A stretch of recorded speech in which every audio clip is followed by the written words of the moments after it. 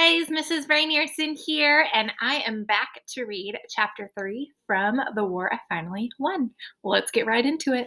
I totally forgot what happened. I guess I'll have to see what happens. Chapter 3.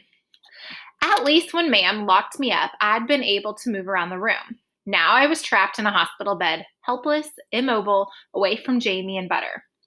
I wouldn't have Butter if I had to leave Susan. Susan didn't love Butter, not the way I did. He was left over from Becky. Maybe Susan would let me borrow Butter if I ended up somewhere I could keep a pony. I was the one who took care of him. Put my hands over my face. Tears soaked my pillow. I tried not to make any noise. Probably Jamie could keep his cat. Bovril was a good mouser. So is little boy and little girl. Well, maybe just little boy. Even Ma'am might let Jamie have a cat. I'm that sorry about your mother, one of the younger nurses that whispered. She pulled my blankets over my shoulders. I didn't reply. Susan had tried to teach me manners, but I didn't know the manners for when people said they were sorry your horrible mother died. Yeah, what do you say? Thank you. Is your father in the army? The nurse asked. I shook my head. He's dead, I whispered. A long time ago. Nothing to do with the war. I said, we're orphans now. The nurse looked stricken. You poor dear. She rolled over to face the wall. What happens to orphans? I asked her. Where do orphans live? In orphanages, I suppose, the nurse said. But surely your aunt. She isn't our aunt, I said. When Susan returned that afternoon, I pretended to be asleep. When she came back after tea time, she brought Jamie. She brought our book too, The Swiss Family Robinson, the only book we had left. It had been inside our Anderson shelter when the bomb fell on our house. Nice to know the shelter saved something. Susan opened to the beginning. For many days, she read, we've been the tempest-tossed. No, I covered my ears with my hands. Please, I don't want... The Swiss family Robinson got shipwrecked onto a beautiful island where everything turned out splendid for them. Jamie loved the story. I had always disliked it. I hated it now. Jamie and I were shipwrecked, but we hadn't been rescued after all. We hadn't reached an island. We were still struggling not to drown in the storm-tossed sea. Susan closed the book. I held on to Jamie and wept. Days passed without arrangements. I asked the young nurse about orphanages. Oh, she said, her face clouding. I'm sure some of them are nice places nowadays. Nothing like how they used to be. I mean, you get enough to eat and all. Nobody starves. Could I keep a pony? I asked. I wouldn't know about that, she said, which meant no. Every day, doctors poked and prodded my leg. They changed my cast for another cast that looked exactly the same as the first one.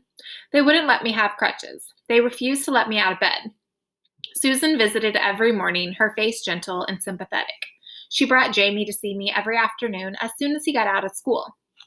When we came to live with Susan, she gave me crutches. When Ma'am came for us, she threw them away. That's how Jamie and I got caught outside in the London air raid. I couldn't move fast enough to find a shelter before the bombs came. We'd been on the street, cowering under the hail of bricks and glass. A night nurse shook me awake. You're screaming, she said. Stop! I was shaking, drenched in sweat. Bombs, I said. A wall fell on my leg. I couldn't move. It was a nightmare, she said. Pull yourself together. You're frightening the younger ones. The nurse walked away. I stared at the ceiling. My heart raced. I had to pee, which meant calling a nurse and using a bedpan, which reminded me of Ma'am making me use the bucket in our old flat. I knew where a toilet was. I'd used it before my surgery. The ward was dark, but some light shone from the nurse's station in the hall. Cat's doing something crazy. Do you think she's going to get up and go to the bathroom on her own? I kind of think she is. She's going to. She has to. She has to. Okay, let's see. Little boy. Cats. I sat up. I pulled the blankets and sheets away. I tapped the hard plaster of my cast. My foot scarcely hurt at all. I swung my legs to the ground. It would have been easier with crutches, but there were beds every few feet along the room. I steadied myself on the bed rails and dragged my cast along the floor. Cat going nuts in here. Sorry. and dragged my cast along the floor. It was hard work, but I was glad to be moving. I slid into the bathroom, used the toilet, and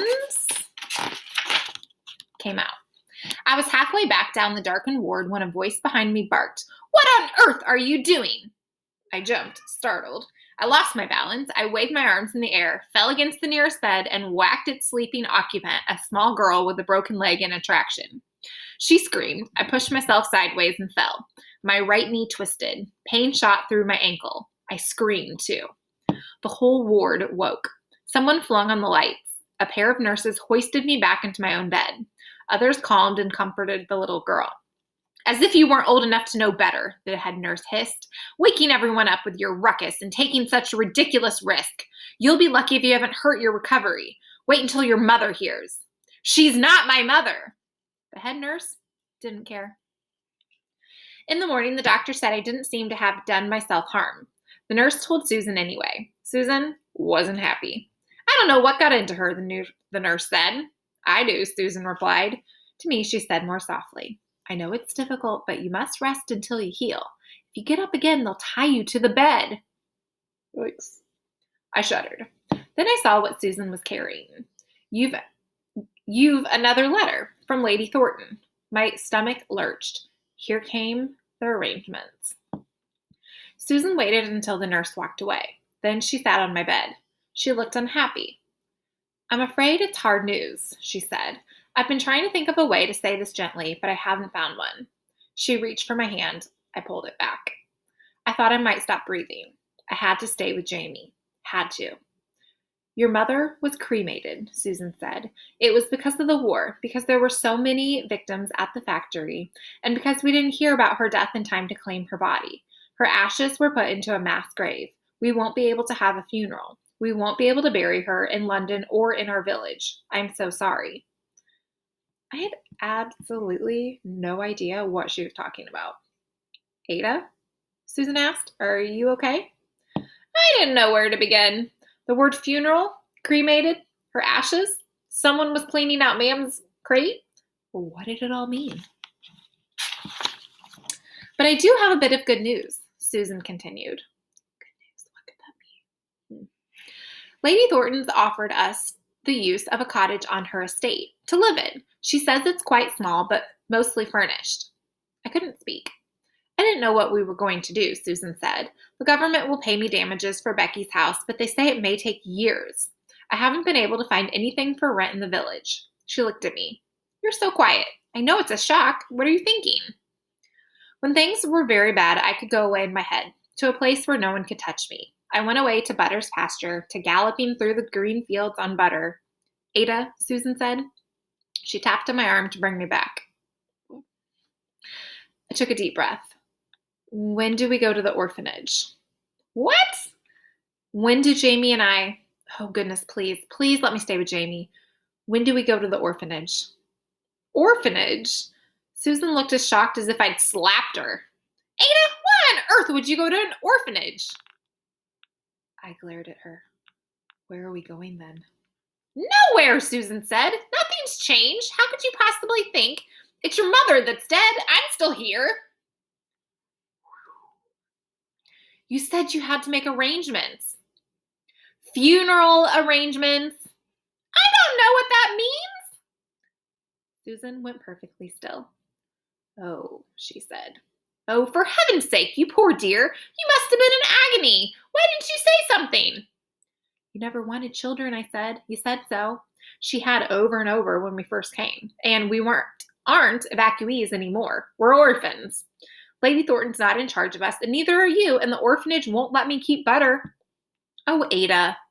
Susan leaned forward and wrapped her arms around me. I tried to push her away, but she held tight. She was stronger than she looked. "You misunderstood," she said gently. "You are orphans, technically at least, but of course you're staying with me. In some ways, it's simpler now that your mother's dead.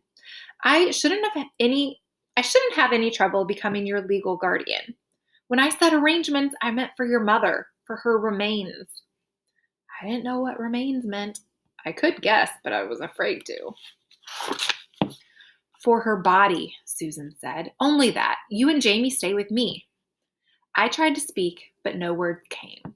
I choked. And then I was sobbing, and Susan rocked me back and forth, as if I was a little baby, as if she loved me, as if she always had. Ooh, okay, we're going to stop right there with chapter 3. You can click on to the next video for chapter 4. I'm kind of trying to think of like what could happen next. Are they going to like continue on in the hospital for a little while for her recovery?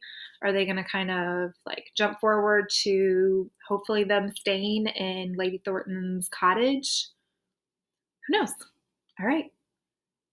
Click on for chapter 4. Bye, guys.